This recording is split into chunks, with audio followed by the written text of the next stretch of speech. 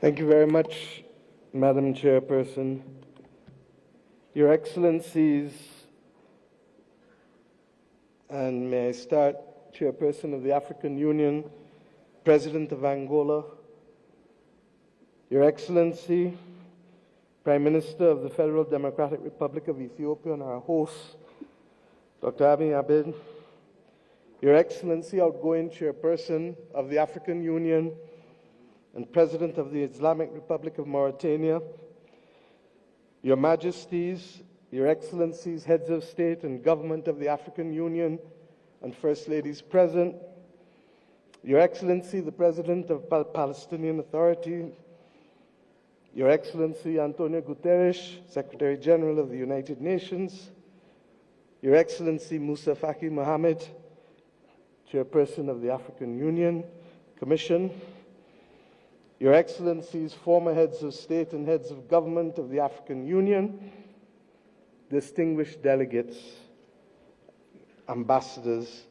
and guests all. I stand here clothed in the spirit of the battles of Adwa, conscious that it was that battle within 24 hours that shook the confidence of the powers of Europe, but inspired the people of Africa and the children of the African diaspora that good would prevail over evil and light over darkness, but only in the context of our unity. I stand here conscious that it was that battle that forged the beginnings of Pan-Africanism that eventually led to the movement for independence and the destruction of the colonial powers to give us not full development and power, but the first steps of political independence. I stand here conscious and buffeted by the dreams and works of the great Pan-African pioneers, and conscious that as a children of the Caribbean, we have long dreamt for the moment of unity with our brothers and sisters of Africa, a division that was secured by those whose success and survival depended on separation of us rather than on the ability for us to act as one common people.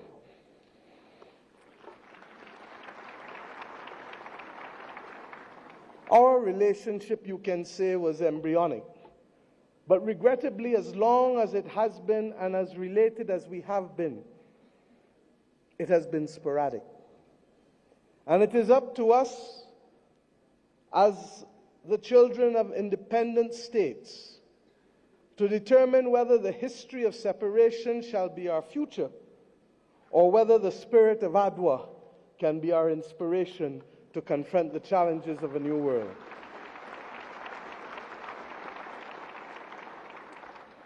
Yes, I stand here as a daughter of Africa. I stand here equally as a proud Prime Minister of Barbados, a country which is the first landmass that you reach after you leave this great continent of Africa, a country which became a hub for the wrong reasons. But today I come to Ethiopia to share with you in the African Union that we can be a hub now for the right reasons between our two peoples. I stand here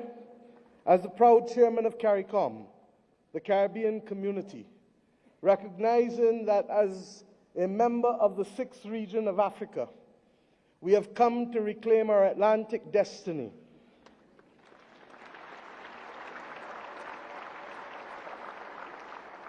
We have come to ensure that the very futures of our people are different and will not once again be determined by a middleman who will ensure that the Middle Passage is one that sees our people at the bottom of the ocean's floor of the Atlantic or in the fields of the plantations of the Caribbean, but instead that it will be a future that sees our people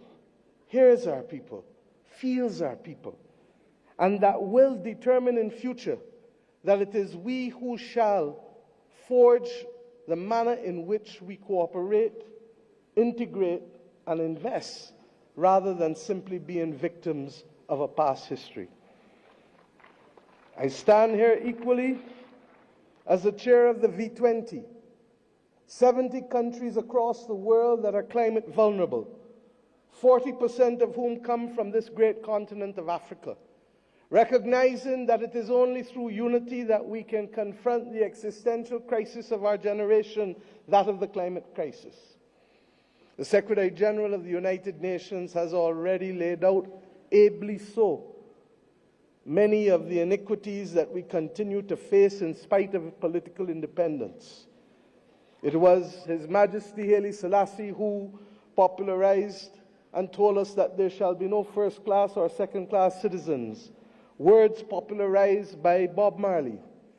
learnt by all of our people without appropriately recognizing the context in which he spoke and the mission which must be ours for generations until it is achieved.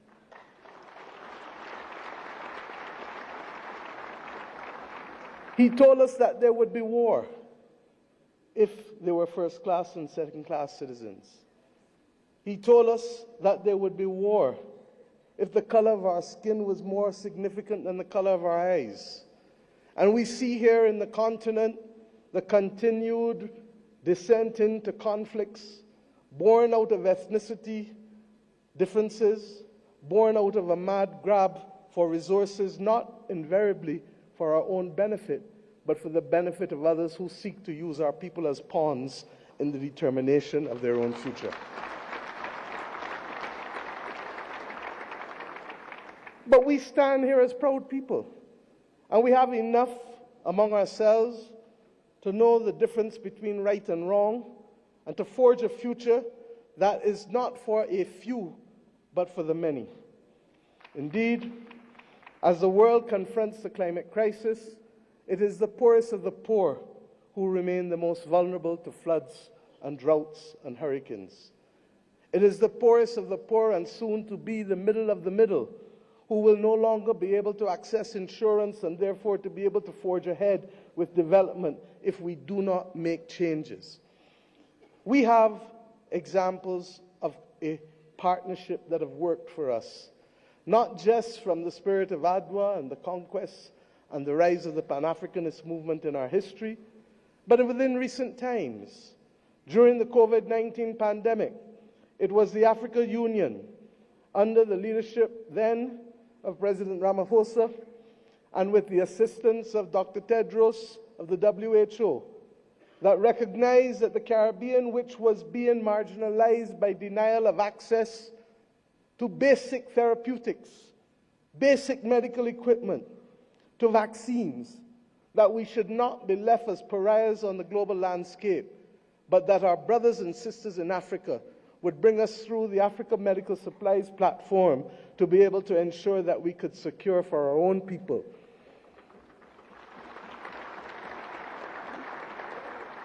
It was with the solidarity of many of you in the Africa Union that the Bridgetown Initiative has been able to take root and to make a case for a more modern and a fairer system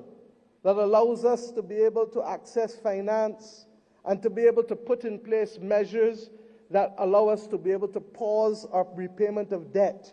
during the period of necessity for rebuilding after horrific climatic events. We have seen how partnership helps us. We do not need any more evidence. What is required of us is to lead the way to peace, to prosperity, and to justice.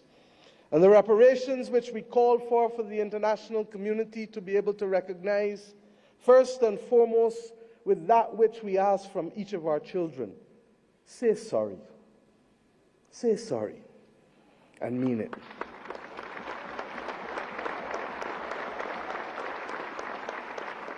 And after you say sorry, recognize that the future of the world is not possible without the stability of Africa and its diaspora. For as long as hypocrisy and double standards remain, it will be impossible to secure stability and peace in any nation across the earth. The reparations that we call for, beyond sorry, must be for fair access and development and compensation, because we each started the journey of independence with a chronic deficit. A deficit of resources, a deficit of fairness, a deficit of opportunity. And it is up to us, many of us in the second and third generation of independence, to be able to frame out fairly in a mature conversation what those reparations must look like if we are to attain justice and to inspire the young people of this world that good must always prevail over evil. But it is not only the reparations that we ask from the international community, because we ourselves must repair the damage that was foisted on us. The notion that transit visas, begging for them, must be the lot of our people in order to move across this world cannot be something that gives us satisfaction.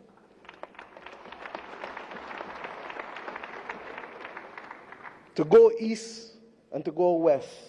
we are first forced to go north. It is not right. And it is not beyond the heads of government and heads of state of the region, of the Caribbean community, and of the continent of Africa to determine that we must stop talking about, but simply do what is necessary to build the air bridges and sea bridges to guarantee that we control our destiny. I ask us to reflect on this because it is this simple act, apart from our music and our culture and our food, that will guarantee that it is not simply heads of government and heads of state that will meet in Accra or Bridgetown, but it is ordinary people who will be able to trade and to move from the closest point of Dakar to the closest point of Bridgetown, to be able to open up the opportunities that technically ought to be available not just simply through the Africa Free Trade Area or the CARICOM single market and economy, but through the combined opportunities provided by both. I ask us equally to recognize that in an era where AI is threatening to redefine what humanity can do and even if we can survive, that it is not ours to be the victims once again of technology as we were with gunpowder, but it is for us to help shape the future of the world, because more often than not it is Africa and its people who have brought the humanizing forces to bear on civilization. And if we are to be the cradle of civilization, then we are to be the protectors of people and planet, of humanity, as we go forward. And some watching on may say, how? And I say, how not? How not does a continent that has 40% of the world's minerals not be in charge of helping to secure the destiny and stability of the planet? How not does the numbers of our two communities, who constitute a third of the world's states, not act in singular purpose to forge the kind of world that we want and to be able to ensure that the institutions that deny access to us, to hear our voices as reflective of the continent and of the small island developing states of the world, how do we not secure that admission, which is not only just, but a moral imperative if the world is to have stability in this 21st century? My friends, I ask you, how do we not secure this victory when 1 in every 5 and possibly 1 in every 4 persons on the planet will come from this continent and its diaspora? Those who lead today have a moral imperative, not just to our citizens in our own countries, but above all else, to unity. The spirit of Adwa demands of us that we recognize that even in the face of the greatest technology being foisted upon us, that we can rise and win if we act in unity. This has been a message not given by our generation alone, but by previous generations of African and Caribbean leaders. But we ask ourselves, why does it elude us? And the answer comes not from outside, but only from within. When I speak of the USA with affection, I do not only want to speak of that which is known in the Americas. I want to speak about that which ought to have been possible if the 1884 Berlin talks did not take place. The possibility of the United States of Africa, which is as diverse as India, which is as diverse as China in terms of ethnicity and language and religion, but which is entirely possible if we see not ourselves first, but we see the unity of ourselves together. This may be the cry of a naive and romantic daughter of Africa. But if that is the case, I prefer to die being a naive and romantic daughter of Africa than one who is cynical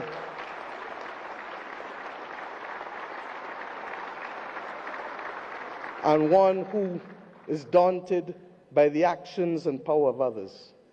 We know what it is to stand in unity with you to fight apartheid and to fight for the liberation of the peoples of Africa. For when President Castro stood to send people from his own country to southern Africa to free your people, it was in my own country that the planes refueled, ensuring that that battle was possible.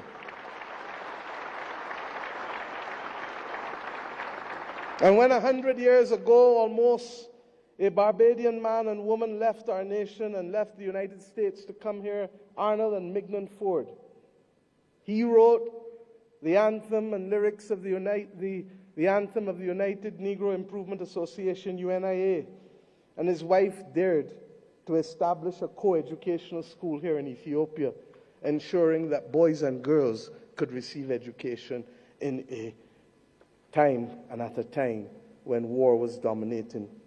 the global landscape.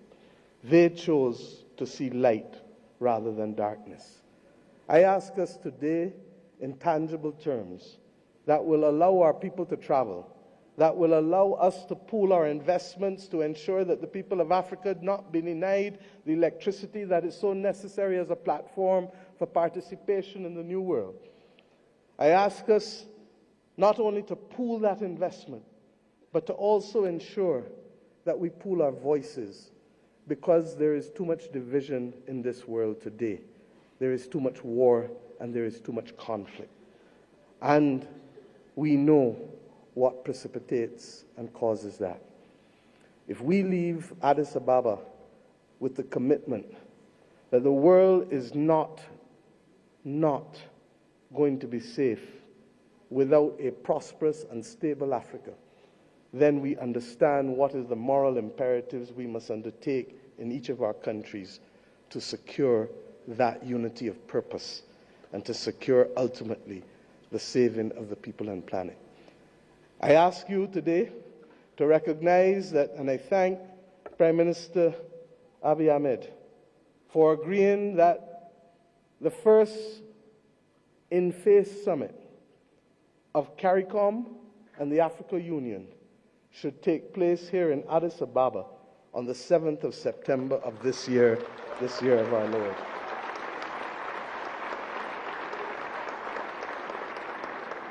By that simple act, we build on the inaugural summit which took place virtually in 2021. But more importantly, we seek to regularize and to establish as a permanent point of interaction the unity of which I speak and call for. And I ask you as I leave this podium to recognize that we too in the Caribbean want to see you. Indeed, in my own country in Barbados, we will celebrate the Caribbean Festival of Arts, the 15th CariFesta, from August 22nd to August 31st. And we do so not only asking for those from Cuba and Bahamas in the north, to Venezuela, to Suriname and Guyana in the south, to Belize in the west and the Eastern Caribbean to come together to express our commitment to each other creatively through food and fashion and music and dance and art and sculpture, and talk talk of philosophy, talk of religion, talk of who we are, talk of the future. I ask us to recognize that we celebrate this year our resilience, and that we do so not only asking the people of the Caribbean to come, but the people from whom we came here in Africa, in India, in China, and the continent to which we went, in particular, in Central America and Latin America. This is our moment to show the world that we were not simply apostrophes to the history and the modern history of humanity, but that truly we are the ones who can level the playing field and to create the opportunities that will allow the world to see people, hear people, and feel people,